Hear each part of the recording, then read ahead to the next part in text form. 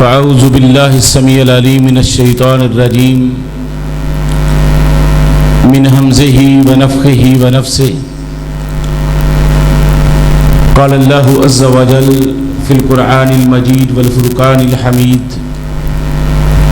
لقد كان لكم في رسول الله أسوة حسنة. محترم بھائیو، ماشاءاللہ یہ آپ کا جم غفیر دیکھ کے دلی طور پر بہت خوشی ہوئی.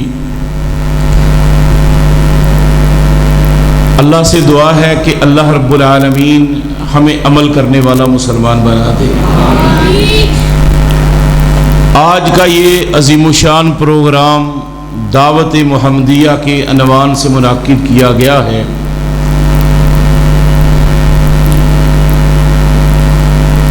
5-7 منٹ کا وقت 5 منٹ اسٹیج سیکرٹری کی طرف سے اور 5 منٹ بلال بھائی نے مجھے دیے اپنے، اور میں کوشش کروں گا کہ انشاءاللہ 5 سے 7 منٹ کے اندر اندر ہی اپنی گفتگو ختم کروں. محترم بھائیو، دعوت کے کام کے لیے اللہ رب العالمین نے 1,24,000 کم و بیش پیغمبر میں مبعوث فرمائے. یہ اللہ کا وعدہ تھا جناب آدم علیہ السلام سے کہ معافی تو قبول ہو گئی، لیکن اب جنت میں نہیں ٹھہرو گے، نیچے جانا پڑے گا. سزا کے طور پر ہمیں دنیا میں بھیج دیا گیا. ہم نے دنیا کو آباد کرنا شروع کر دیا، لیکن ہمارا اصل گھر جنت ہے جہاں سے ہمیں نکالا گیا ہے. کیا خیال ہے؟ اصل وہی ہے نا؟ یہ تو ختم ہونے والا گھر ہے، عارضی دنیا ہے.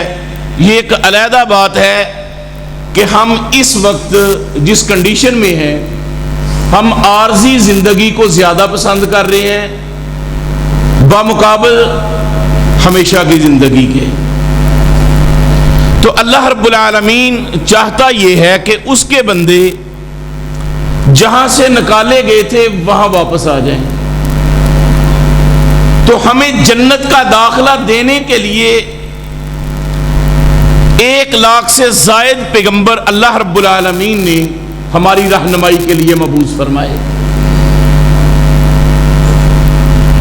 سب سے آخر میں جناب محمد رسول اللہ صلی اللہ علیہ وآلہ وسلم تشریف لائے، دعوت کا آغاز کیا، نبوت کا اعلان کر دیا.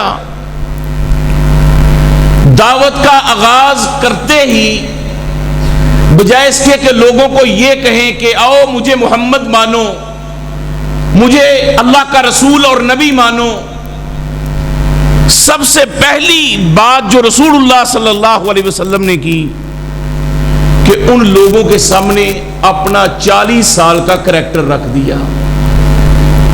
کتنے سال کا؟ 40 سال کی زندگی ان لوگوں کے سامنے پیش کی. کہا اب بتاؤ میرے بارے میں آپ کی کیا رائے ہے؟ تو ہر کسی نے کہا ما جربنا کا مرارا، اے محمد صلی اللہ علیہ وسلم ہم نے آپ کو بارہا بار دیکھا ہے، ہر موقع پہ دیکھا ہے. ما جربنا کا مرارا الا صادقا و امینا، تجربے کر کر کے دیکھا ہے، ہم نے آپ کو سچا بھی پایا ہے اور امانت دار بھی پایا ہے. میرے محترم بھائیوں، آج ہم دعوت دینے والے لوگ تو موجود ہیں، لیکن ہمارا کریکٹر موجود نہیں ہے. آج میں گفتار کا تو غازی ہوں اور میں تقریر تو بڑی کمال کی کرتا ہوں. لوگ میری گفتگو سننے کے بعد کئی دن میری گفتگو کا جو سحر ان پہ چھایا ہوا ہے، لوگ اس کی باتیں کرتے ہیں، آواز کمال کی تھی، اشعار بڑے کمال کے پڑھتا تھا، گفتگو کا انداز بڑا کمال کا تھا. لیکن میرے محترم بھائیو، آج اگر ہمیں کہا لقد کان لکم فی رسول اللہ اسوۃ حسنہ، دعوت کا کام کرنا ہے تو نمونہ کس کو بناؤ؟ لوگوں کو قریب کرنے کے لیے دعوت کا اسلوب محمد رسول اللہ صلی اللہ علیہ وسلم سے لیا جائے گا. جو دعوت کا انداز آقا کریم کا تھا وہ لینا پڑے گا. آپ کی دعوت میں اللہ اثر رکھ دے گا. پہلے اپنے آپ کو پیش کریں، عمل کر کے ہم دکھائیں. آج بھی جو علماء کرام الحمدللہ ہم ان کے جوتوں کی خاک کے برابر ہیں، جو عمل کرنے والے لوگ ہیں، اللہ کی قسم سادی سی گفتگو بھی کرتے ہیں، لیکن اللہ نے ان کی زبان میں اثر رکھا ہوا ہے، کیونکہ وہ رسول اللہ کو فالو کر رہے ہیں، آپ کی تعلیم کے پیچھے پیچھے چل رہے ہیں. آج یہ فقدان ہے سننے والوں میں بھی اور سنانے والوں میں بھی. محترم بھائیوں، اس کا نتیجہ کیا نکلا ہے کہ آج ہمارا یہ ملک جو لا الہ الا اللہ کی بنیاد پر لیا گیا، جو کلمہ توحید پر بنایا گیا، آج یہ ملک امن کا گہوارہ ہے یا بدامنی کا؟ یار کی ہو گیا اپنے مہر صاحب ہی نے ایڈے گورنر کی بیندے ہو گئے. اس ملک میں اس وقت امن ہے کہ بدامنی ہے؟ وجہ کیا ہے؟ کوئی نواز شریف کا گناہ نکال دے، کوئی زرداری کو برا بلا کہے، کوئی عمران خان پہ ڈال دو، کوئی اسٹیبلشمنٹ پہ ڈال دو، کوئی بیوروکریٹس پہ ڈال دو، جس پہ جی آتا ہے اس پہ ڈالتے چلے جائیں. کیا ویسے ہماری بھی کوئی غلطی ہے کہ نہیں؟ کیا ہم لوگ امن چاہتے ہیں؟ کیا ہم لوگ امن چاہتے ہیں کہ امن ملے؟ یہ ملک جو اللہ رب العالمین نے ہمیں عطا کیا ہے، اس ملک میں امن کا سورج طلوع ہو. میرے محترم بھائیوں، اللہ رب العالمین نے ایک مقام پہ فرمایا الذین آمنوا، وہ لوگ جو ایمان لائے، ولم یلبسوا ایمانہم بظلم، ایمان لانے کے بعد اپنے ایمان کے اندر کسی ظلم کی آمیزش نہیں کی. مفسرین نے لکھا ہے ظلم سے مراد شرک ہے. کیا اس ملک میں ایک اللہ وحدہ لا شریک کے ساتھ شرک نہیں کیا جا رہا؟ شرک کی منڈی بن گیا وہ ملک جو لا الہ الا اللہ کی بنیاد پر لیا گیا. اور اللہ ہمیں معاف فرمائے، وہ لوگ بھی جو اہل توحید ہونے کا دعویٰ کرتے ہیں، وہ لوگ بھی جو لا الہ الا اللہ کے معنی اور مفہوم کو سمجھتے ہیں، وہ بھی کسی نہ کسی طرح شرک میں پھنسے ہوئے ہیں. وہ مزار پہ سجدہ نہیں کرتے تو جسم کے ساتھ تعویذ باندھے ہوئے ہیں. وہ درختوں کی پوجا نہیں کر رہے تو وہ بھائیوں کے لیے تعویذ کروا رہے ہیں، جانوروں کے گلوں میں تعویذ ڈالے ہوئے ہیں.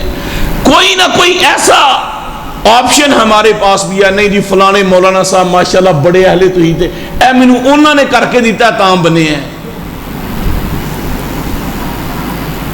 ہم شرک سے نہیں بچ رہے. وَلَمْ يَلْبِسُوا إِيمَانَهُمْ بِظُلْمٍ، اللہ رب العالمین نے فرمایا اگر ایمان لانے کے بعد شرک سے بچ جاؤ گے، اس لعنت سے جو اللہ رب العالمین نے سب سے بڑا ظلم قرار دیا ہے، ان الشرک لظلم عظیم، شرک سب سے بڑا ظلم ہے. فرمایا اس شرک سے بچ جاؤ گے تو میں رب کہتا ہوں اولئک لہم الامن، پھر میں تمہارے لیے امن کے دروازے کھول دوں گا. اگر اس وطن عزیز کے اندر ہم چاہتے ہیں کہ میرے محترم بھائیوں کہ ملک امن کا گہوارہ بنے، اس ملک میں لا الہ الا اللہ کی بہاریں آئیں، یہ ملک چہکتا ہوا دمکتا ہوا ہمیں نظر آئے، تو اللہ کی قسم ہمیں اللہ کی توحید کی طرف آنا پڑے گا. اللہ وحدہ لا شریک کو واقعتاً ہمیں صحیح دل و جان سے مال کے کل ماننا پڑے گا. آج ہمارے عقیدے کو چیک کر لیں. آخری بات کر کے بات ختم کرتا ہوں.